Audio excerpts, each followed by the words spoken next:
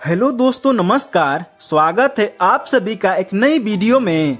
दोस्तों, आखिर स्वर कोकिला कहे जाने वाली लता मंगेशकर ने बाबा साहब अम्बेडकर पर एक भी गाना क्यों नहीं गाया? क्या थी इसकी असली वजह, जानेंगे इस वीडियो में। दोस्तों, लता मंगेशकर एक भारतीय गायिका और सामाजिक संगीत रचनाकार थी।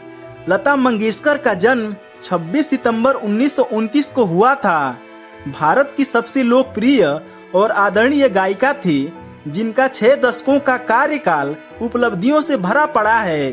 हालांकि लता मंगेशकर ने लगभग 30 से ज्यादा भाषाओं में फिल्मी और गैर फिल्मी गाने गाए हैं। वह भारतीय उपमहाद्वीप, भारत, पाकिस्तान, बांग्लादेश और नेपाल के लोगों को एकजुट करने वाले तथ्यों में से एक थी। 6 दशकों के कैरियर में भारतीय संगीत उद्योग में उनकी योगदान ने उन्हें मेलोडी की रानी, भारत की कोकिला और वॉइस ऑफ द मिलेनियम जैसी सम्मानजनक उपाधियां दिलाई। लता मंगेशकर भारत की सबसे लोकप्रिय गायिका थी। उन्होंने भारत को अपनी गायकी से हमेशा गौरवान्वित महसूस करवाया। लेकिन भारत की इस कोकिला ने 6 फरवरी 2022 को इस दुनिया को अलविदा कह दिया था। हालांकि लता मंगेशकर ने अपनी पूरी जिंदगी में कुल मिलाकर 6550 गाने गाए हैं। लता समग्र नामक इस किताब में भी लता मंगेशकर की 2014 तक गाए गानों की सूची है। इस किताब के मुताबिक लता मंगेशकर ने जो गाने गाए, उनमें हिंदी फिल्मी गाने 5328, गैर फिल्मी गाने 198, अप्रकाशित गाने 127, मराठी 405, बंगाली 206, संस्कृत 24, गुजराती 48, पंजाबी 69, दूसरों के गाए गानों के संस्करण 38 और अन्य 38 शामिल है। लता मंगेशकर ने अपने कैरियर में लगभग सभी विषयों पर गाने गाए। इनका कई भाषाओं पर पकड़ होने के कारण लता मंगेशकर ने कई भाषाओं में हजारों गाने गाए। लेकिन क्या आपको पता है कि अपने पूरे कैरियर में लता मंगेशकर ने एक भी गाना भीमराव अंबेडकर के लिए नहीं गाया? क्या आपने कभी सोचा है कि सुरों की मलिका लता मंगेशकर ने आखिर संविधान निर्माता बाबा साहब अम्बेडकर के लिए एक भी गाना क्यों नहीं गाया? दोस्तों, यह सवाल आपके दिमाग में शायद ही आया होगा।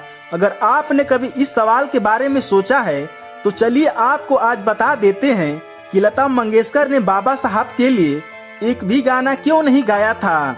दोस्तों, 2020 में जब बाबा साहब भीमराव अंबेडकर की 129वीं जयंती थी, तब उनकी जयंती पर लता मंगेशकर ने बाबा साहब को याद किया था। उन्होंने उस पल को भी याद किया था जब बाबा साहब से लता मंगेशकर प्रत्यक्ष रूप से मिली थी।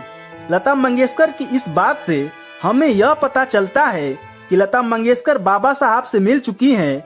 बाबा साहब की 129वीं जयंती पर लता मंगेशकर ने बाबा साहब को श्रद्धांजलि अर्पित की और उन्होंने बताया कि मैं भारत के महामानव, भारत रत्न बाबा साहब भीमराव अंबेडकर से प्रत्यक्ष रूप से मिल चुकी हूँ और यह मेरा सौभाग्य है।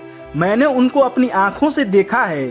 दोस्तों, यह भी कहा जाता है कि बाबा साहब अम्बेडकर का लता मंगेशकर काफी ज्यादा सम्मान भी करती थी।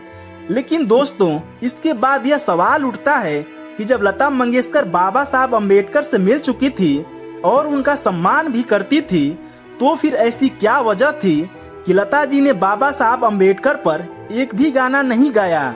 दोस्तों, अगर हम इतिहास में जाकर देखें तो एक ऐसे व्यक्ति थे जो चाहते थे कि लता मंगेशकर बाबा साहब अम्बेडकर पर एक गाना जरूर गाए। उस व्यक्ति का नाम वामन तबाजी कड़क था। वह एक मराठी शायर, कवि और बाबा साहब अम्बेडकर आंदोलन के कार्यकर्ता थे। लोक शायर वामन दादा ने अपनी सशक्त आवाज और प्रभावशाली लेखन के माध्यम से बाबा साहब अम्बेडकर के विचारों को महाराष्ट्र के गांव और घरों तक पहुंचाने का काम किया। वामन दादा चाहते थे कि लता मंगेशकर डॉक्टर अंबेडकर पर एक गाना जरूर गाए, इसलिए वामन दादा उनके घर भी गए। लता मंगेशकर के सामने यह प्रस्ताव भी रखा, लेकिन लता जी उनके इस प्रस्ताव को ज्यादा गंभीरता से नहीं लिया।